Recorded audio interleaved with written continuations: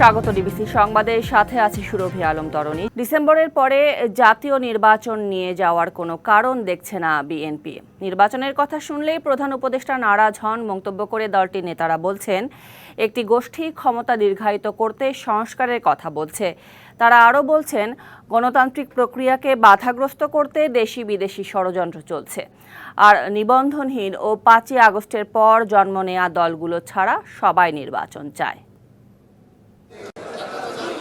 শহীদ president Ziaur রহমানের ৪০তম শাহাদতবার্ষিকী উপলক্ষে জাতীয় শিল্পকলায় শনিবার আলোকচিত্র ও হস্তলিপি প্রদর্শনীর আয়োজন করে বাংলাদেশ জাতীয়তাবাদী সামাজিক সাংস্কৃতিক সংস্থা।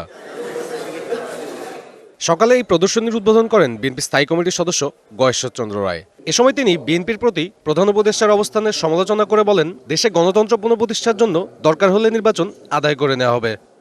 এই বিজয় যে গণতন্ত্রের জন্য, এই বিজয় যে সুষ্ঠু অবাধ নির্বাচনের জন্য, সে কথাটা আজকে আমাদের বুঝতে হবে। গণতন্ত্রের বিজয় আমাদের নামটি। জাতীয় প্রেস ক্লাবে জিয়া পরিষদের আলোচনা সভায় দলের স্থায়ী কমিটির আরেক সদস্য আমির খসরু মাহমুদ চৌধুরী বলেন, 5ই আগস্টের পর জন্ম নেওয়া কয়েকটি দল ছাড়া সবাই নির্বাচন চায়। অনির্বাচিত সরকার কি করবে না করবে আমার মাথা ব্যথা নেই, কিন্তু আমার মাথা ব্যথা আছে। আমি একটা নির্বাচিত সরকার দেখতে চাই। আমি একটা নির্বাচনের মাধ্যমে বাংলাদেশে গণতন্ত্রের পুনঃপ্রবর্তন চাই। এটাকে বাধাগ্রস্ত করা চলবে। 52টি দল ডিসেম্বরের মধ্যে নির্বাচনের আমাদের সাথে যারা কাজ করছে তারা বলছে, আরো প্লাস আরো দল আছে। এদিকে রাজধানীর ডিপ্লোমা ইঞ্জিনিয়ার্স ইনস্টিটিউশনে কৃষক দলের আলোচনা সভায় সালাউদ্দিন আহমেদ বলেন, ডিসেম্বরের পর নির্বাচনের পক্ষে সরকারের কোনো গ্রহণযোগ্য যুক্তি নেই। সংস্কার কমিশনে আপনারা নিজেদের মতো করে যে সমস্ত সংস্কার সংবিধানে চান, মনে হয় যেন আমাদেরকে বাধ্য হয়ে সে সমস্ত সংস্কার প্রস্তাবে একমত হতে হবে। তাহলে তো এটা বাকশাল হয়ে গেল। যদি ডিসেম্বরের পরে নির্বাচন অনুষ্ঠানের জন্য একটি যুক্তিও তাদের থাকে, সেটা যেন তারা প্রকাশ করে। বিএনপির নেতা আরও বলেন, একটি গোষ্ঠী তাদের ক্ষমতাকে দীর্ঘায়িত করতে ফ্যাসিবাদ বিরোধী ঐক্যে ফাটল ধরাচ্ছে। তারা তাদের মতো স্বাধীনভাবে বিচার পরিচালনা করবে। সাব্বির রোজ, ডিবিসি নিউজ, ঢাকা। দেশের ভূ রাজনৈতিক নিরাপত্তা ও মানবিক করিডোর নিয়ে রাজধানীর সিরডাপ মিলনায়তনে চলছে গোলটেবিল বৈঠক এবং সেখানে কথা বলছেন বিএনপি স্থায়ী কমিটির সদস্য আমির খসরু মাহমুদ চৌধুরী। সরাসরি যাচ্ছে সেখানে। আমি বাংলাদেশের প্রেক্ষাপটে বলতেছি, আমি অন্য প্রেক্ষাপটে বলছি না। It's a technical difference. আপনি যদি এটাকে টেকনিক্যাল ডিফারেন্সের মধ্যে নিয়ে আবার একই পথে চলতে চান, তাহলে সেটা পরিষ্কার করেন। সেটাও তো পরিষ্কার করছেন, আমরা কেউ জানি না আজকে। আরেকটা বিষয় হচ্ছে, আপনারা বলেছেন এটা non state actor Arakan army, তাদের সাথে কথা বলছে। ভারতও কিন্তু আরাকান আর্মির সাথে কথা বলছে, কিন্তু তারা অফিসিয়াল কোনো স্টেটমেন্ট করেনি। কারণ আপনি একটা নন স্টেট অ্যাক্টরের সাথে অফিসিয়াল একটা গভর্নমেন্টের স্টেটমেন্টে এটা আসতে পারে না। তাহলে আপনার যে দুইটা সভরেন কান্ট্রি, সার্বভৌম দেশ, তাদের সাথে ডিপ্লোম্যাটিক এবং অন্য সমস্যার সৃষ্টি হতে পারে। তার সাথে আপনি যুক্ত করেন এই সংকটের মধ্যে একটা ওয়ারিং সিচুয়েশন, কিন্তু এখানে যুদ্ধ চলছে, কিন্তু একটা সিভিল ওয়ার চলছে ওদের মধ্যে। এখানে স্টেক হোল্ডারের মধ্যে চায়না, আপনার আমেরিকার কথা বলা হচ্ছে, ভারতের কথা বলা হচ্ছে, বিগ স্টেক। ওদের চায়নার ওখানে ডিপসি পোর্ট আছে, তাদের সেখানে ডিপসি পোর্ট থেকে পাইপলাইন আছে, গ্যাসের পাইপলাইন এবং oil pipeline to the West and south China. So ওদের এনার্জি সিকিউরিটির বিশাল একটা এখানে ইস্যু আছে। ওদের এখানে ইকোনমিক জোন আছে, রাশিয়ানদের ইন্টারেস্ট আছে। ইন্ডিয়ার এগেইন সেভেন সিস্টারের সাথে তাদের ওই পোর্ট থেকে তাদের কানেক্টিভিটি, অর্থাৎ বে অফ বেঙ্গলের সাথে যে কানেক্টিভিটি, চায়নারও কানেক্টিভিটি, ভারতের, তার মাধ্যমে সেভেন সিস্টারের connectivity, American interest, Russian presence there. War চলছে। আপনি ওই সিচুয়েশনের মধ্যে এখন করিডোরের প্রশ্নটা আনছে। সেখানে রীতিমতো যুদ্ধ এখনো 20% এখনো ল্যান্ড উল্টার হাতে রয়ে গেছে। নেপিডোর হাতে রয়ে গেছে, যুদ্ধ চলছে। বাংলাদেশ সেই করিডোরের মাধ্যমে যে অ্যাচিভ করার কথাটা বলা হচ্ছে, এটা আপনারা কেউ বলেন নাই। ওনারা কিন্তু একটা কথা বলছেন, এইটা যদি হয়, করিডোরটা যদি আমরা দেই, তাহলে আরাকান আর্মির মাধ্যমে আমরা তাদের রোহিঙ্গাগুলোকে ফেরত পাঠাতে পারব। রিজন কিন্তু একটা বলছে ওরা, কিন্তু মানে আরাকান আর্মির সাথে তাদের রিলেশনশিপ করে রোহিঙ্গারা ফেরত যেতে পারবে। আপনারা খেয়াল করছেন, কিছুদিন আগে বললো ওই নেপিডোর সাথে কথা বলে ব্যাংককে বলল যে 1,80,000 রোহিঙ্গা ফিরে যাবে। আমাদের প্রধান উপদেষ্টা ওখানে বক্তৃতায় বলছেন, আপনারা আগামী ঈদ আপনারা ওখানে করবেন। পরিষ্কার, কিন্তু আগামী ঈদ আপনারা মায়ানমারে করবেন। তারপর আবার ফরেন মিনিস্ট্রি বলল এই ধরনের কোনো সিদ্ধান্ত হয়নি। আরে সিদ্ধান্ত যে হয়নি আমরা তো জানি, আমরা তো সবাই জানি সিদ্ধান্ত হয়নি। তারপরে এখন চেষ্টা করছেন আরাকান আর্মির মাধ্যমে করিডোর দিয়ে রোহিঙ্গা ফেরত যাবে। আমার রোহিঙ্গা ফেরত যাবে কেন? করিডোর দিয়ে আমাকে রোহিঙ্গা ফেরত দিতে হবে, এটা আমার প্রশ্ন। বাংলাদেশ থেকে রোহিঙ্গা ফেরত যায় নাই, জিয়াউর রহমান সাহেবের সময় রোহিঙ্গা ফেরত যায় নাই, বেগম খালেদা জিয়ার সময় রোহিঙ্গা ফেরত যায় নাই, করিডোর দিয়ে হয়েছিল। সংস্কারের পাশাপাশি জাতীয় নির্বাচনে দৃশ্যমান প্রস্তুতি নিতে সরকারের প্রতি আহ্বান জানিয়েছেন বিশিষ্টজনেরা। একটি পক্ষ রাজনৈতিক দলগুলোকে সংস্কার ও বিচারের বিপক্ষ শক্তি হিসেবে দাঁড় করানোর অপচেষ্টায় লিপ্ত বলেও অভিযোগ করেন তারা। সরকারকে ব্যর্থ এবং দেশের জন আকাঙ্ক্ষাকে নস্যাৎ করার ষড়যন্ত্র মোকাবিলায় সবাইকে ঐক্যবদ্ধ থাকার আহ্বান জানান বক্তারা। রাজধানীর ডিপ্লোমা ইঞ্জিনিয়ার্স ইনস্টিটিউশন মিলনায়তনে গণতন্ত্র, নির্বাচন এবং সংস্কার আশুকরণের শীর্ষক সেমিনারের আয়োজন করে policy management and research society. ডিসেম্বরের মধ্যেই নির্বাচনের রোডম্যাপ ঘোষণা করতে সরকারের প্রতি আহ্বান জানান সেমিনারে বক্তারা। সংস্কার শুধু এইটুক করলে রাজি আছি যে একটি নিরপেক্ষ নির্বাচন হবে এবং শান্তিপূর্ণভাবে ক্ষমতা হস্তান্তর হবে। বিএনপি দায়িত্ব নিয়ে এখন বারবার সংস্কার এবং সরকার চালানোর পদ্ধতির কথা বলে। কেন? বিএনপি জানে যে এই দেশের অভিভাবকত্ব তাদের নিতে হবে।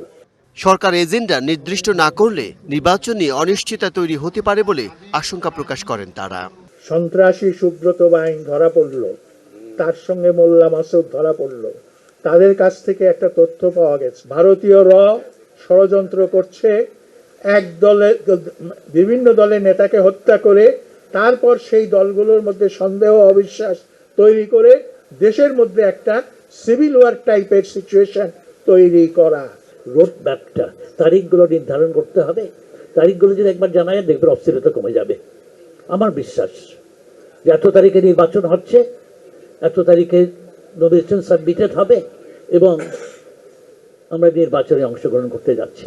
দেশের জন আকাঙ্ক্ষা নস্যাৎ করার ষড়যন্ত্র মোকাবেলায় সবাইকে ঐক্যবদ্ধ হওয়ার আহ্বান জানান PMRS এর চেয়ারম্যান।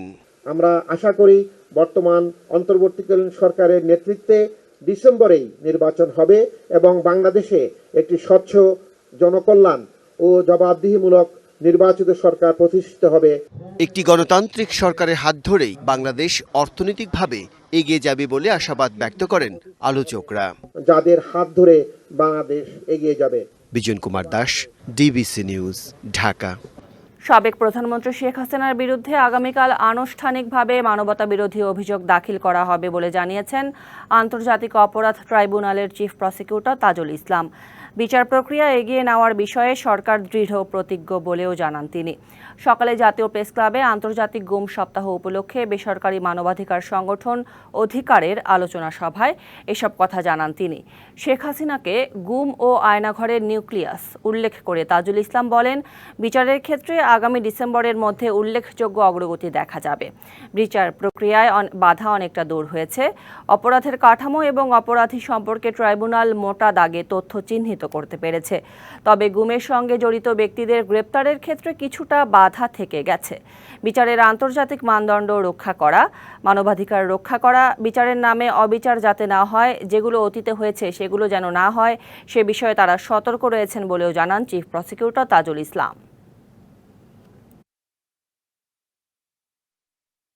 আমরা আপনাদেরকে যে সুখবরটা দিতে চাই, যে গুম বাংলাদেশে মানবতা বিরোধী অপরাধ এবং আয়নাঘরের জন্ম, যে সংস্কৃতি যার কারণে হয়েছিল, যে একজন ব্যক্তিকে ক্ষমতায় রাখার জন্য এত কিছুর আয়োজন করা হয়েছিল, কালচারে পরিণত করা হয়েছিল, সিস্টেম ডেভেলপ করা হয়েছিল, সেই অপরাধের যিনি নিউক্লিয়াস, তার বিরুদ্ধে আনুষ্ঠানিক অভিযোগ ইনশাআল্লাহ আগামীকালকে আমরা দাখিল করতে যাচ্ছি। রাজনৈতিক শৃঙ্খলা ছাড়া দেশে অর্থনৈতিক শৃঙ্খলা আসবে না বলে মনে করেন অর্থনীতিবিদরা। রাজনীতিবিদরা মিলে একটি দর্শন ঠিক করতে পারলেই কেবল অর্থনৈতিক মুক্তি মিলবে, এমন দাবি ব্যবসায়ী নেতাদের।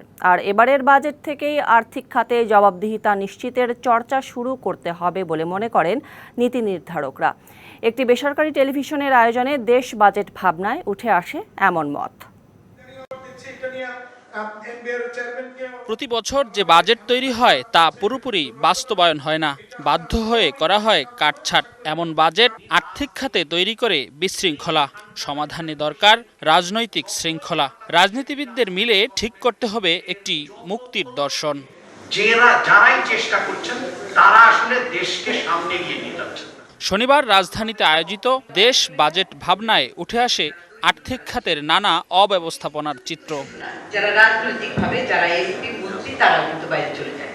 আপনি যদি এই যে তাদের মানে হচ্ছে যে দেশের ভিতরে তাদের দায়বদ্ধতা নাই, তারা পাবলিক রিপ্রেজেন্টেটিভ, কিন্তু তারা তাদের সেবা দেওয়ার কথা তারা তৈরি করেন মানুষের জন্য, কিন্তু সেই সেবাটা কিন্তু সেই সেবার উপর তাদেরই আস্থা নাই। রাজনৈতিক আশ্রয়ে অনিয়ম বন্ধের তাগিদ দেন আলোচকরা। আপনি বছরের প্রথমে আসে একটা ওয়ান জাতীয় সংসদ নামে একটা বক্তৃতা দিলেন, সব মিথ্যা কথা বললেন ওখানে। বছরের শেষে বলেন যে এটা তো হইল না, কেউ কারো কারো জবাবদিহিতা নাই। তো একটা জবাবদিহিতা দেশে কি ধরনের উন্নয়ন হবে আপনারা বুঝতেই পারেন। জবাবদিহিতা চর্চা শুরু করার সুযোগ এনে দিয়েছে জুলাই বিপ্লব। এটি কাজে লাগাতে হবে এবারের বাজেটেই। যেসব প্রতিষ্ঠান, ছোট ছোট প্রতিষ্ঠান সরাসরি পাবলিক জনগণের সাথে কাজের সাথে জড়িত, তারপরে আমি আর কনসার্নের কথা ভাবছি। আপনি ওই যে বড়জন যে ভাঙি দিয়েছে তার কথা ভেবে সেটাকে এখানে অ্যাডজাস্ট করছেন। সেই জন্য কর ছাড় দেওয়ার ব্যাপারেও একটা দৃষ্টিভঙ্গির পরিবর্তন প্রয়োজন হবে। সংসদবিহীন এবারের বাজেট চূড়ান্ত করতে অংশীজনের মতামতকে গুরুত্ব দেওয়ার আহ্বান জানান আলোচকরা। নাম্বার 1 রিজন কিন্তু political economy of financial markets. Redwanul Haque, DBC news, Dhaka. অন্তর্বর্তী সরকারও গতানুগতিক বাজেট দেওয়ার দিকে এগিয়ে যাচ্ছে বলে মন্তব্য করেছেন সিপিডি সম্মাননীয় ফেলো ডক্টর দেবপ্রিয় ভট্টাচার্য। শনিবার সকালে রাজধানীর এফডিসিতে ডিবেট ফর ডেমোক্রেসি আয়োজিত প্রাক বাজেট ছায়া সংসদে যোগ দিয়ে তিনি একথা বলেন। তিনি আরও বলেন, ব্যাংক থেকে ঋণ নিয়ে বিভিন্ন খাতের ঘাটতি পূরণ করছে বর্তমান সরকার, এতে ব্যাংক খাত দুর্বল হচ্ছে বলেও মনে করেন তিনি।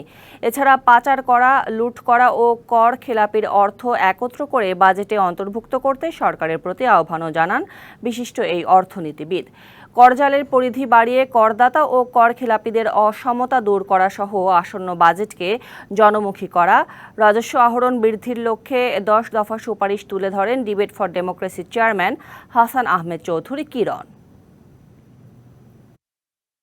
যারা ব্যাংকের টাকা ফেরত দিলেন না, তাদের ব্যাংকে রক্ষিত টাকাকে এখানে নিয়ে এসে তাদের শেয়ারগুলোকে বিক্রি করে দিয়ে বিদেশে যেই টাকা চলে গেছে সেই টাকার এখন কিছু কিছু পদক্ষেপের ভিতরে আছে, সেগুলিকে আমরা যদি নিয়ে আসতে পারতাম তাহলে একটা অভিনব খাত হিসেবে আসবে এবং আগামী দিনে ব্যয় কাঠামোতেও এইটার একটা বড় ধরনের ইতিবাচক প্রতিফলন থাকবে বলে মনে করি। হোটেল রেডিসন ব্লুতে তৈরি পোশাক কারখানা মালিকদের সংগঠন বিজিএমইএ নির্বাচনের ভোট গ্রহণ শেষ হয়েছে, শুরু হচ্ছে ভোট গণনা। বিস্তারিত জানাতে সরাসরি যুক্ত হব সহকর্মী ইউসুফ রানার সাথে। ইউসুফ, সব মিলিয়ে জানাবেন কেমন দেখছেন বিজিএমইএর নির্বাচন পরিস্থিতি? এরই মধ্যে কিন্তু বিজিএমইএ নির্বাচনের যে ভোট সেটি কিন্তু নির্ধারিত সময় শেষ হয়েছে। 5টার মধ্যে ভোট গ্রহণ শেষ হয়েছে এবং 5টার মধ্যে যারা ভিতরে ছিল তাদের ভোটও নেওয়া হয়েছে, কিন্তু এরপরে যারা আসছেন তাদের আর ভোট নেওয়া হবে না। আমরা দেখেছি যে আজকে উৎসবমুখর পরিবেশেই কিন্তু মোটামুটি ভোট হয়েছে এবং যারা ভোট দিয়েছেন তারা বলছেন যে বিগত সময়ের চেয়ে অনেকটা ভালো পরিবেশ ছিল ভিতরের। আমরা একজন ভোটার আছে তাদের সাথে একটু কথা বলার চেষ্টা করব। আপনি তো একজন ভোটার, আজকে ভোট দিয়েছেন, কেমন হলো আজকের ভোট এবং আপনার প্রত্যাশাটা কি? জি আলহামদুলিল্লাহ, আজকে আমাদের বিজিএমইএর যে নির্বাচনটা হয়েছে ওটা খুব অংশগ্রহণমূলক একটা নির্বাচন হয়েছে। আপনারা জানেন সম্মিলিত ফোরাম ঐক্য পরিষদ 3 গ্রুপ থেকে আসলে নির্বাচনটা হয়েছে এখন ভোট গণনার পালা। আশা করি এই জিনিস মানে এটার মধ্যে কোনো কমপ্লিকেশন আল্লাহর রহমতে হবে না। আর তারপর অংশগ্রহণমূলক নির্বাচনের মধ্য দিয়ে আমরা যে ভোটটা পাবো, এর পর্যন্তই কিন্তু সম্মিলিত ফোরাম ঐক্য পরিষদ, তারপর কিন্তু আমরা সবাই এক বিজিএমইএ ট্রেডের স্বার্থে প্রত্যেকটা মালিকের জন্য আমরা আন্তরিকভাবে কাজ করব, এটাই যেন আমরা আন্তরিক থাকি আর বদ্ধপরিকর থাকি। আপনাকে অসংখ্য ধন্যবাদ। আরও একজন ভোটার আছেন আমাদের সাথে, আমরা একটু কথা বলবো। এই যে আজকের যে ভোটটা হলো, এর পরবর্তীতে বিজিএমইএকে কোথায় দেখতে চান আপনারা? আপনারা জানেন যে প্রচুর সংকট আমাদের। আমরা মনে করি নির্বাচিত একটা দক্ষ বোর্ড থাকবে, তারা আন্তরিক হবে, আন্তরিকভাবে সকল মেম্বারকে নিয়ে, শুধু বোর্ডই এখানে কাজ করলে হবে না, মেম্বারকে নিয়ে সরকার, বিদেশি বায়ার, আন্তর্জাতিক সম্প্রদায়, আমাদের ফেয়ার প্রাইস, আমাদের জ্বালানি ইস্যু, ব্যাংকিং সমস্যা সহ, সিকিউরিটি সহ যা যা আছে সেইগুলো করে নতুন একটা স্ট্রাকচার করে আরএমজি সেক্টরকে সুন্দরভাবে পরিকল্পিতভাবে যে তুলে ধরবে, যেটা বাংলাদেশের জন্য আরও বেশি অনেক কিছু অবদান রাখবে বাংলাদেশের অর্থনীতিতে। আমি মনে করি পোশাক শিল্প বাংলাদেশকে আর দেওয়ার মতো আরও অনেক কিছু আছে, কিন্তু সেটা হতে হবে একটা সুস্থ সবল টেকসই পোশাক শিল্প। সেটা নিয়ে এবার আমরা সবাই কাজ করতে চাই।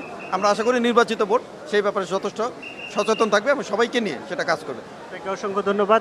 তবে নির্বাচনের শেষ হওয়ার পরে প্রার্থীদের পক্ষ থেকে, বিশেষ করে সম্মিলিত পরিষদের পক্ষ থেকে বলা হচ্ছিল যে ভোট গণনার যে প্রক্রিয়া সেটি সঠিকভাবে মানে মানা হচ্ছে না। নির্বাচন কমিশনের সদস্যরা তারা নিজেরাই ভোট গণনা করছেন এবং যারা প্রার্থীরা আছেন অন্য অন্য ফোরাম, সম্মিলিত পরিষদ, সেই প্রার্থীদেরকে ভিতরে যেতে দেওয়া হচ্ছে না। ইউসুফ, ধন্যবাদ আপনাকে। ঈদুল আজহা উপলক্ষে রাজধানীর 2 সিটি কর্পোরেশনে এবার বসছে 16টি কোরবানির পশুর হাট। চলছে শেষ মুহূর্তের প্রস্তুতি, তবে এরই মধ্যে কোরবানির হাটে পশু উঠতে শুরু করলেও এখনও জমেনি কেনা বেচা। অবশ্য এরই মধ্যে ক্রেতাদের অভিযোগ, দাম আকাশ ছোঁয়া। ঈদুল আজহা সামনে রেখেও রাজধানীর 2 সিটি কর্পোরেশনে কুরবানির পশুর হাটে চলছে শেষ মুহূর্তের প্রস্তুতি। ব্যস্ত সময় পার করছেন ইজরাদার থেকে শুরু করে ব্যাপারী, পরিবহন শ্রমিক, এমনকি নিরাপত্তা কর্মীরাও। রবিবার থেকেই আনুষ্ঠানিকভাবে শুরু হচ্ছে পশু কেনাবেচা। তবে এরই মধ্যে কিছু হাটে দেখা যাচ্ছে গরু, মহিষ, ছাগল, এমনকি উট ও দুম্বার উপস্থিতি। তবে এখনও জমে ওঠেনি পুরোপুরি কেনাবেচা। অধিকাংশ হাটে পশুর সংখ্যা তুলনামূলকভাবে কম, ফাঁকা পড়ে আছে অনেক স্থান। ক্রেতারা এখনও দাম যাচাই বাছাই ব্যস্ত। গরু পর্যাপ্ত পরিমাণ এখনো ওঠে নেই, মানে অনেক কম। আগে তো আমরা মনে করি ভিতরে ঢোকা জায়গা নাই, এখন তো পুরোটাই ফাঁকা। ভিতরে দেখলাম অনেক ফাঁকা, সামান্য কিছু গরু উঠছে, কিন্তু বড় বড় এখানে গরু আছে, 28 লাখ চাইতেছে, 22 লাখ চাইতেছে। আমরা আসছি দেখতে। গরুর তো ভাই অনেক দাম, এখন বর্তমান পরিস্থিতিও খারাপ, তো আমাদের বাজেটও ছোট, বাজার তো কি হয় বলা যায় না, এই কারণে আর কি গরুটা আগে কিনে ফেলবে। ঈদের আগের 2-3 দিনেই জমে উঠবে কেনাবেচা, আর দাম কিছুটা সহনীয় হবে বলে প্রত্যাশা ক্রেতাদের। হয়তো আর একটু দেরিতে হলে সবাই পার্টি আসবে, দেখবে, এতে যদি 2-4 লাখ টাকা বাড়ে ছাড়া চিন্তা ভাবনা আছে। মাঝখানে সিন্ডিকেট বা বিভিন্ন যেন গরুটাকে কৃত্রিমভাবে দাম না বাড়ায়।